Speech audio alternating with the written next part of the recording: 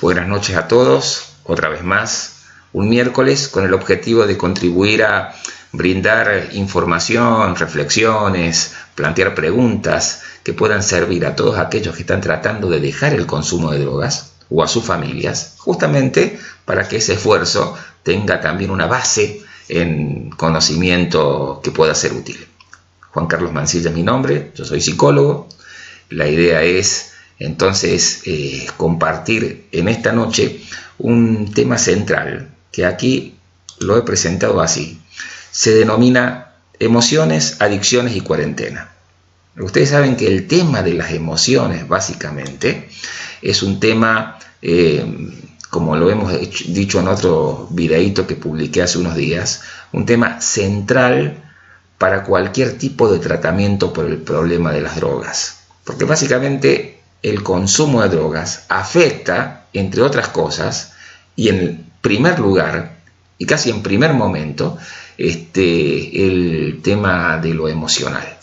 Cuando una persona se hace un tatuaje, lo que está buscando en alguna medida es comunicar algo, tener una experiencia que le lleve a poder compartir un mensaje a través de su cuerpo. Su cuerpo como si fuese un libro con el cual comparte algo.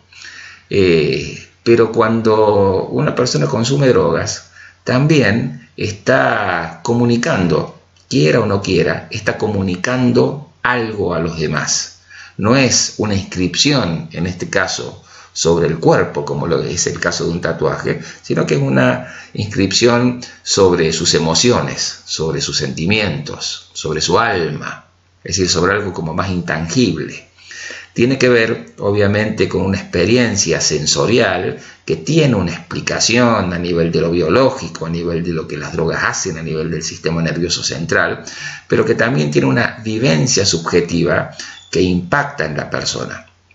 Uno podría decir que a través de las drogas buscamos crear emociones de diseño. Así como hay drogas de diseño, ¿por qué no pensar también que las personas buscan diseñar sus propias emociones, darle forma? Eso podría haber sido un deseo del hombre desde épocas ancestrales. Y obviamente las drogas son un vehículo interesante para este tipo de objetivo, cuando están bien dirigidos.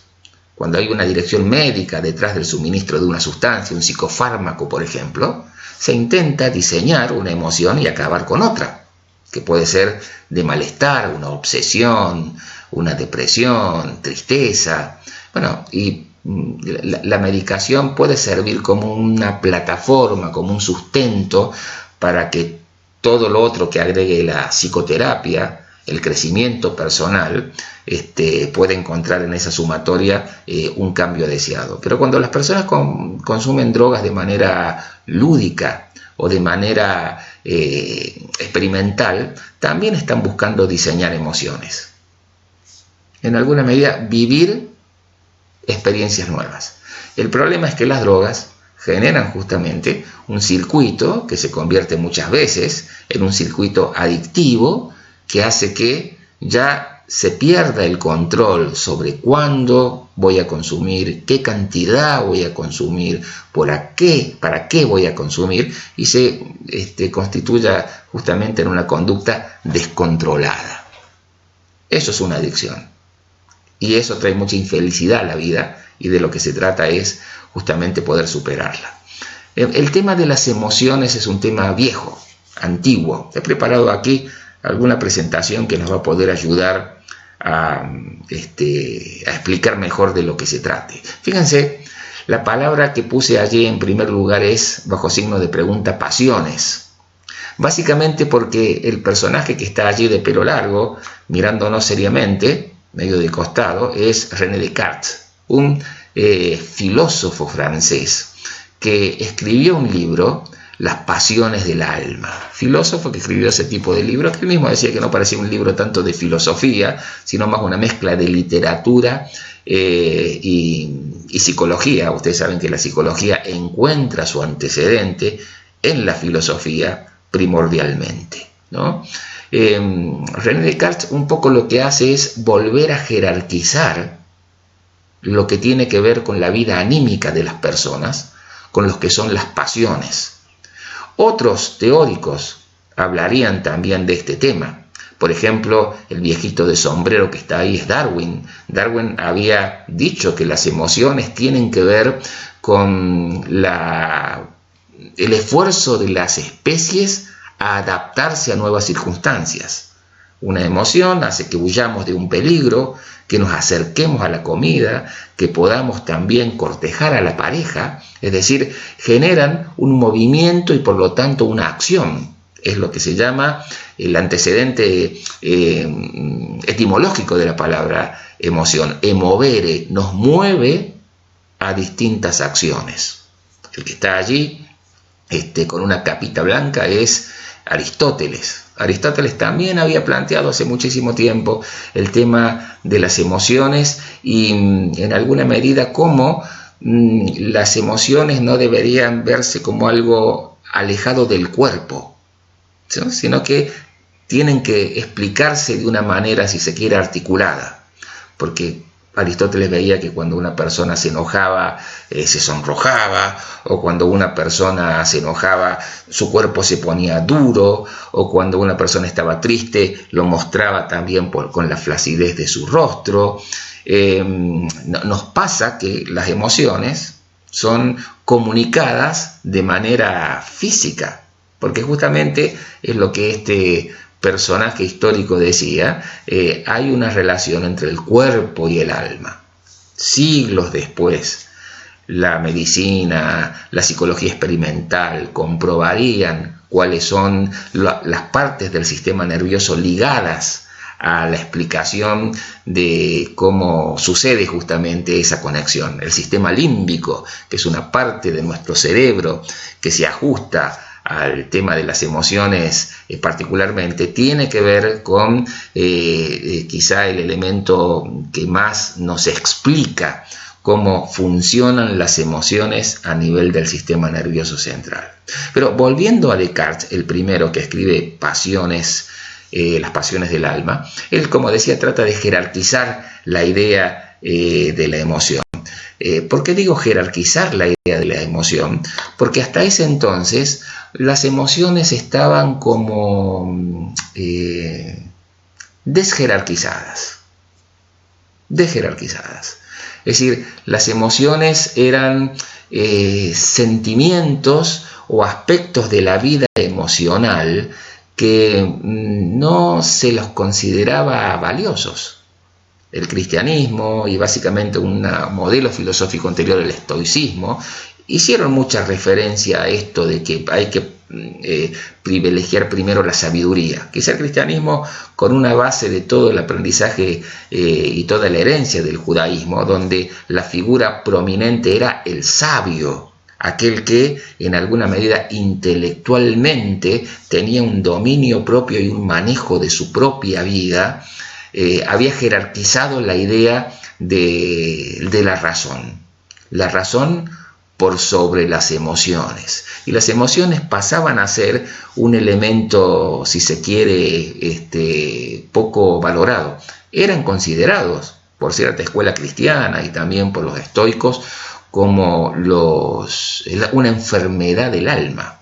Fíjense, este concepto, el sabio estoico se caracteriza por la serenidad, el dominio propio, no siente deseos ni abriga temor alguno, pues nadie puede privarle de su virtud, lo único que en verdad le importa. Y la virtud y la sabiduría, en alguna medida, se sobreponían por encima de las emociones, las cuales había que controlar y en alguna medida había que menospreciar y quizás sí. Fíjense que luego se construye una mirada machista sobre este tema, patriarcal, es decir, los hombres no lloran, los hombres son los que piensan, los que arman las estrategias de guerra. Los hombres no sienten, son aquellos que van a la guerra, que mueren de una manera heroica. Y dejemos las emociones para las mujeres, dejemos las emociones para el mundo de lo femenino.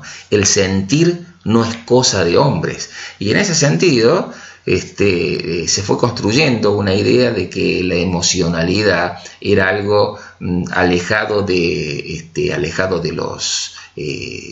las cosas importantes.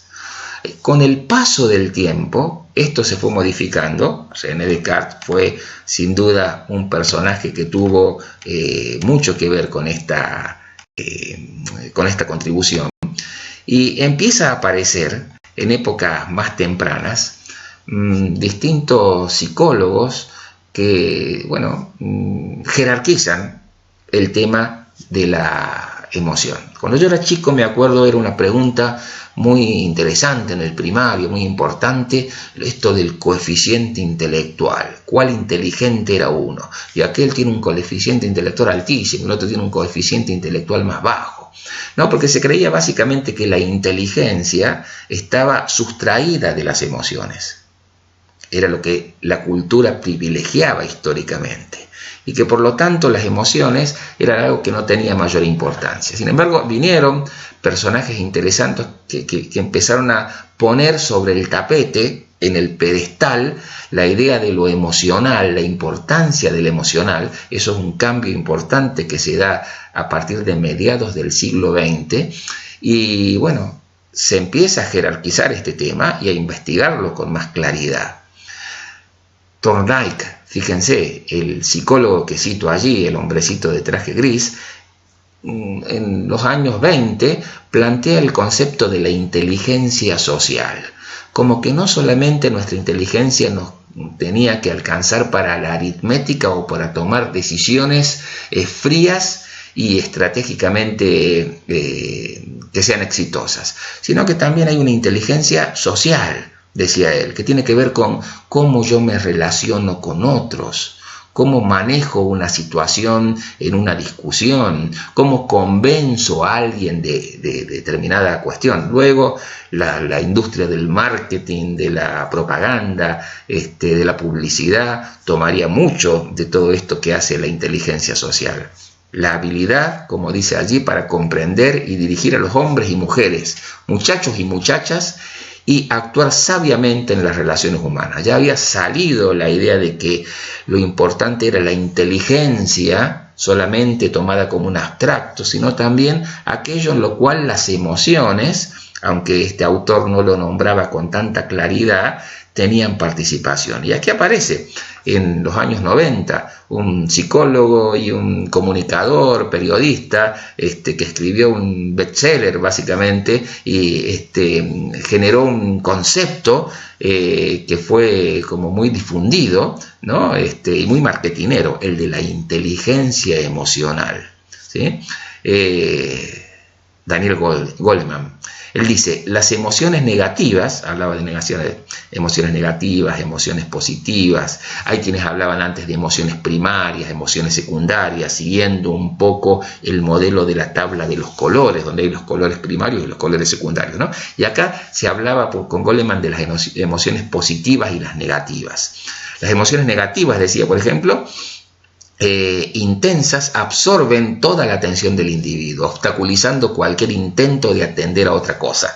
Es una emoción que nos hace ir para el lado equivocado porque nos anulan, como estos anteojeras que tienen los caballos, nos anulan la posibilidad de ver a los costados, ¿no? En alguna medida nos hipnotizan las emociones negativas, decía Goleman. Pero la idea era en él volver a jerarquizar esto y darle una importancia a la vida emocional que ya comienza en la cultura del siglo XX a tener un verdadero protagonismo. En la psicología empiezan cierto tipo de técnicas de trabajo, de escuelas terapéuticas como la Gestalt, por ejemplo, que hizo tanto énfasis y tan bien le hizo la psicología de poner la atención ahí en lo que es su contribución al manejo de la emocional o al descubrimiento de la vida emocional a través de técnicas básicamente de movilización emocional. Pero nos toca hablar básicamente del tema de las adicciones, decía, porque lo que dije sirva como introducción, primero para entender el papel fundamental que tienen las emociones en el avance del conocimiento humano. Y también para entender que cuando hablamos de las adicciones, hablamos de una conducta en la cual se ingiere una sustancia con el objetivo de modificar la vida emocional. Hice ese paralelo al comienzo. Así como el tatuaje es al mundo físico, pensemos si las emociones, las adicciones no pueden ser igual al mundo emocional, modificarlas, inscribir un tipo de emoción particular. Por eso a mí me gusta hablar de este concepto de emociones de diseño. Podría decir, y en otro videito decía, la persona que consume drogas busca no sentir. No sentir desde lo que sería el concepto de sentir en la lucidez, sentir en la vida normalizada, sentir en la vida cotidiana, sino justamente construir un mundo emocional artificial. Emociones de diseño. De eso se trata un poco la búsqueda del consumidor de drogas, y la adicción hace caer a la persona justamente en esa trampa, queda entrampada en la búsqueda de la experiencia de repetir esa emoción que en su momento le dio tanto placer y que a medida que la adicción va avanzando ya no se consigue esa emoción inicial. Un autor dice, es como la búsqueda del paraíso perdido. El adicto encontraba un placer innombrable al comienzo, pero a medida que fue avanzando en su carrera adictiva, eso se fue perdiendo, quedó la adicción y ya es como la búsqueda de una emoción perdida, el paraíso perdido, y lo está tratando de buscar y ya no lo va a conseguir más. Nunca más va a volver a tener esa posibilidad. Cuando uno trabaja básicamente con consumidores de drogas, se encuentra con esto. Lo decía en otro video. Porque un adicto me lo dijo alguna vez y a mí me resultó de muchísima enseñanza esta gráfica con la cual lo definió. Las drogas son un freezer sobre el cual yo deposito, mi dolor, mi angustia, mis ganas, mi amor, mi enojo, lo friso. Y en alguna medida me vuelvo como lo que habíamos visto en algunas fotos anteriores, un estoico. Es decir, alguien que tiene como la idea de que maneja emocionalmente, emoción de diseño, una situación y la puede llevar adelante. La persona que consume cocaína busca la emoción del valor, del poder, del sentir que puede contra todo y contra todo, sin ningún tipo de limitación, y bueno, y allá va. En la guerra, por ejemplo, en la Segunda Guerra Mundial, es famoso y ha salido un libro no hace mucho sobre el uso de anfetaminas y metanfetaminas que tenían los alemanes, que usaban los alemanes justamente para ir a la guerra en lo que ellos llamaban la guerra relámpago, es decir, iban drogados porque básicamente eso les daba una energía física y también una emoción de diseño que los ayudaba a lograr esos objetivos sobrehumanos que se habían planteado. Así obviamente como avanzaron, luego se quedaron y tuvieron que retroceder. Es casi una muestra de lo que puede ser a nivel colectivo el fenómeno de una adicción, casi como un símbolo. Pero volviendo al tema de la adicción y de los adictos, lo que básicamente se está buscando es congelar la vida emocional. Y como muchas veces el tema de las adicciones comienza en la adolescencia o en la juventud temprana y también se mantiene durante años y años, hace que la persona esté en un proceso de frenado, en un proceso de congelamiento de su crecimiento emocional. Por eso el adicto tiene esa noción y ellos lo viven con mucho dolor. Sienten que no han crecido, no han podido crecer, porque claro, han congelado esas emociones, han generado emociones artificiales, emociones de diseño, y eso les ha impedido lograr un avance, ¿no? En su vida personal. ¿Qué es lo que uno encuentra en la clínica, en la práctica clínica, cuando se encuentra con usuarios de drogas que vienen a plantear su necesidad de cambiar?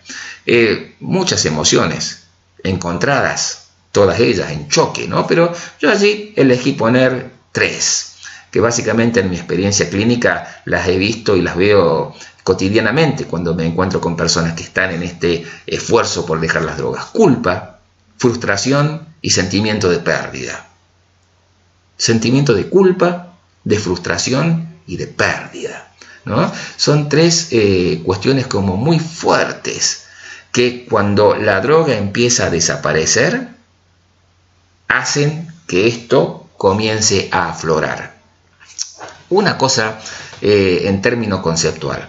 Uno habla de la vida emocional, y cuando decimos que la vida emocional se transforma en sentimiento, lo que estamos diciendo es: la persona pudo tomar conciencia de su emoción, le pudo poner un nombre. Esto es enojo, esto es frustración, le pongo un nombre, y cuando le pongo un nombre estoy dando el primer paso para lograr un manejo o un control de mi vida emocional. La vida emocional descontrolada hace vidas muy tristes, convierte a las personas en infelices básicamente, porque es como que están en un barco sin vela y en una atmósfera de mucho viento, ¿no? Y que van para aquí y para allá, pero no pueden darle un control a sus emociones, no pueden convertirla en un sentimiento, ¿no? Emociones más toma de conciencia, decimos que estamos hablando de sentimientos. Y los sentimientos tienden a ser también, desde otra clasificación, aquellas emociones más duraderas, y se llama a veces a las emociones aquello más impulsivo. Son todos, en alguna medida, conceptualizaciones para entender todo lo que hace a la vida anímica. Pero, como digo, la persona que llega con problemas de drogas suele ponerse primero en contacto, cuando la droga se va, con la culpa. La culpa, porque generalmente las drogas nos hacen entrar en falta hacia los demás, porque generan una dificultad primero y una imposibilidad después para que se puedan conseguir objetivos como tener una relación equilibrada y permanente en el tiempo con mis afectos. Es decir, los problemas en las relaciones de pareja, de padres e hijos, de hijos y hermanos, de esposo, pareja, entre 2 miembros de la misma pareja, hace que se vuelva absolutamente inestable cuando hay drogas. Porque obviamente la vida emocional ha sido sacada de su cauce. Y eso impide que las personas puedan llevar adelante relaciones interpersonales sanas y sólidas. Entonces aparecen las faltas a los otros y la culpa que estás viniendo siendo anestesiada empieza, como digo, a aparecer. También la frustración empieza a aparecer. ¿Por qué la frustración? Y pasa mucho en personas que uno escucha después de años de consumo de drogas, donde sienten que lo que están viviendo es casi una fantasía. Frenan el consumo, empieza a aflorar la frustración y empieza a verse más claramente cuando se empiezan a comparar con otros, pero los compañeros del secundario mío, que teníamos 15 años, 17 años, yo ahora los veo a los 25, a los 30 que tengo ahora, cómo han podido avanzar en el trabajo, en la familia, en sus hobbies, pudieron avanzar, pudieron tener un proyecto de vida, pero ellos se sienten que estuvieron frustrados, porque básicamente estuvieron entrampados en disfrutar de esa emoción de diseño, perdiendo de vista, como las anteojeras de los caballos, todo lo demás. Y aparece también la sensación de pérdida. Aparece la sensación de pérdida con mucha claridad. Quizá la pregunta central a un usuario de drogas, más que ¿qué consumís?, ¿cuánto consumís?, ¿cuándo consumís?, quizá la pregunta central sea ¿qué perdiste por consumir? porque en la noción de pérdida está justamente la idea de la motivación. Hay mucha relación entre emoción y motivación. Casi diría que no hay motivación para nada, para ninguna cosa, si no hay una emoción que la mueva.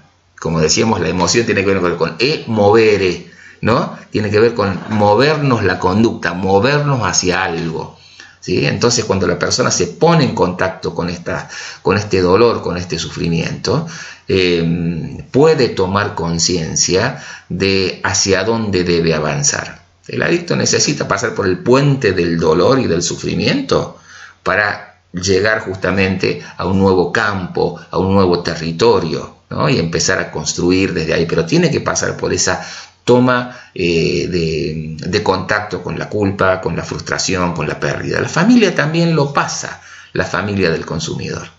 En la culpa se parecen muchos.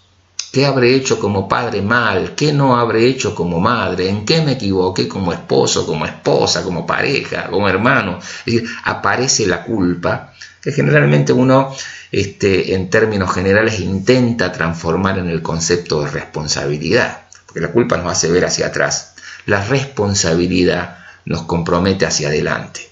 Aparece el enojo también en la familia, el enojo con el consumidor, pero muchas veces no expresado, o el enojo con uno mismo, por no haber reaccionado al tiempo, no haber puesto límites en su momento, no haber dicho las cosas de frente. Aparece el enojo. Y está bueno que aparezca, no la violencia ligada al enojo, sino el crecimiento personal y el límite también ligado a un enojo donde dice, bueno, este maltrato no lo voy a permitir más.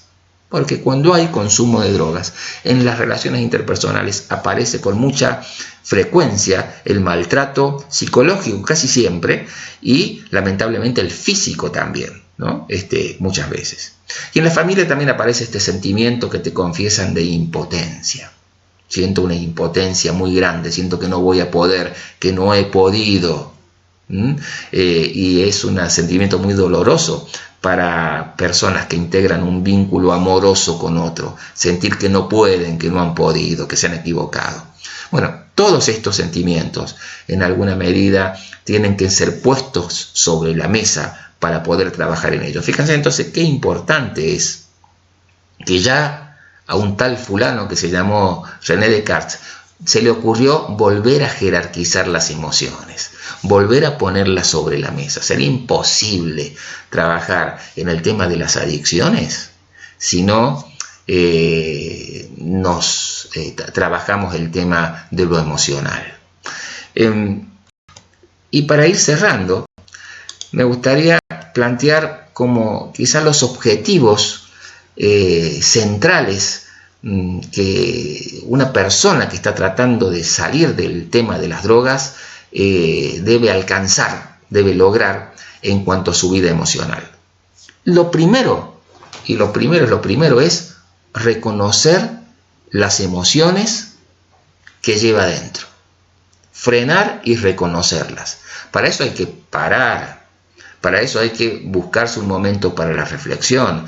Por eso los tratamientos tienen esa importancia, porque hace que la persona destine una hora del día cada día, si va a terapia, o 3 veces a la semana, o todos los días, si está en una comunidad terapéutica, donde sea, o si va a un tratamiento de tipo ambulatorio, o hace algo comunitario, pero básicamente todas las líneas terapéuticas de ayuda, de acompañamiento, ofrecen un espacio para la reflexión, donde la persona pueda frenar y reconocer lo que le está pasando.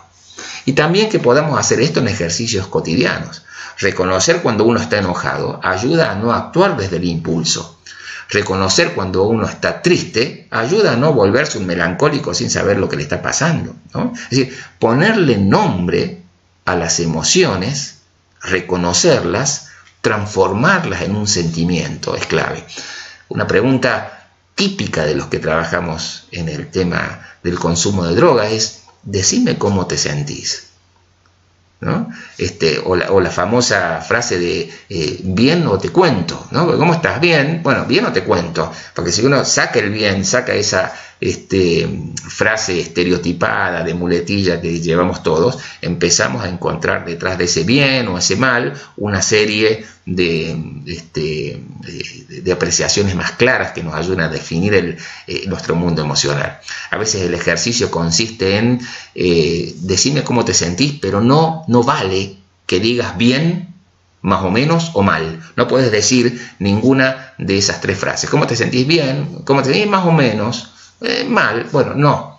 ¿Qué hay detrás de eso? Bien cómo. Satisfecho, contento, entusiasmado, más o menos cómo.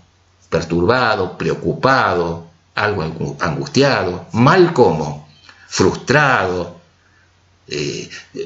violento, enojado. ¿Cómo te sentís? Menospreciado, ¿cómo te sentís? O sea, empezar a ponerle nombres, hacer una lista. Es enorme la lista si uno hace ese ejercicio de nombres que le podemos poner a las emociones. La otra es vincularla a acciones positivas. Este segundo paso es imposible sin el primero. Si yo no reconozco y le pongo un nombre a la acción, no voy a poder redirigirla, porque si yo estoy enojado, no lo voy a vincular a la violencia, que es una acción, sino que en alguna medida lo voy a vincular a otro tipo de acción, quizá al diálogo, o a retirarme de una situación, a tomarme mi tiempo, a buscar ayuda en otros.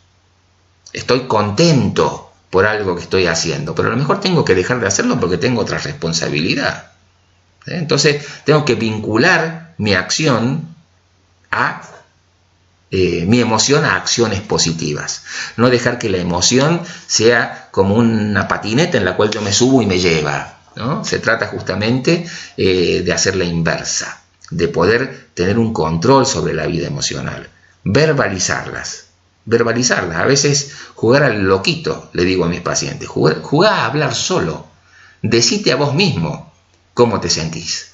Busca un lugar solitario en tu casa y decite en voz alta, verbaliza cómo te sentís, ¿no? Es un ejercicio interesante para lograr, sobre todo en las personas que están saliendo del campo de las adicciones, este ejercicio olvidado, de reconocer, vincular sus emociones a acciones positivas y verbalizarlas. Y para la familia también, porque hay muchos familiares que se quejan de que los consumidores de drogas no hablan lo que les pasa, pero ellos tampoco dicen lo que les está pasando, ¿no? Son a veces más callados que sus propios hijos o parejas con problemas del consumo de drogas.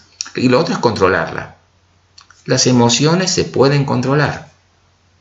Las emociones pueden ser redirigidas. Y quinto, las emociones pueden ser promovidas. Yo puedo, así como trabajar mi bíceps o trabajar mi capacidad de resistencia en la carrera, o trabajar mis piernas en una bicicleta, puedo también trabajar mis emociones, puedo promoverlas, puedo en alguna medida anticiparme, proyectarme, prepararme, estimularme para estar bien, para estar contento, para estar alegre o para vivir una situación de tristeza o una situación de dolor. Puedo promoverlas. ¿Cuántas veces nos ha pasado que a veces llega la noche, ha llegado noches en nuestra vida y dice, bueno, quiero sentarme, quiero acostarme a pensar algo que me estimule, algo lindo, ¿no? La persona que está enamorada quiere acostarse y pensar en aquella persona de la cual está enamorada. Quiero pensar en lo bien que va a quedar esta tarea cuando la termine. Quiero pensar en que voy a poder lograr un cambio de vida luego de este esfuerzo. Y estoy promoviendo, así como la emoción me moviliza, yo puedo también movilizarme para justamente crear una vida emocional más satisfactoria. Y en la cuarentena, para ir cerrando con esto, hay todo un desafío, porque las situaciones de estrés que se están viviendo y de tensión que se están viviendo son nuevas, los desafíos son nuevos. Estamos viviendo una oportunidad para la práctica de la vida emocional, quizá como nunca la hemos tenido. Convirtamos esta situación, como decimos siempre, también en una oportunidad. Estamos más en contacto con ciertos familiares o más distanciados, y emocionalmente eso nos puede implicar desafíos. El consumidor de drogas, volviendo a nuestro tema, puede sentir un impulso para consumir. un impulso para transgredir, pero ya tiene otras responsabilidades, tiene a quién cuidar, tiene con quién estar, tiene a quién no traicionar en esa convivencia en la cual ahora tiene que participar. Todos hemos sido lanzados a este juego y tenemos que jugar. Y de lo que se trata es entonces que pueda lograr un manejo de sus emociones. Muchas veces se necesita pedir ayuda. La ayuda psicológica, la ayuda profesionalizada, obviamente, en casos donde una conducta se instaló con tanto tiempo y durante tantos años, merece esa atención. Pero se trata de promover nuevas emociones. Y como digo, la cuarentena es un laboratorio de relaciones interpersonales, ¿saben? Uno está siguiendo, acompañando muchos pacientes en situación de cuarentena y uno descubre eso y lo descubre en uno mismo. Es un laboratorio de relaciones interpersonales. Entonces, la inteligencia emocional tiene que ponerse en juego aquí. ¿Vamos a salir mejores?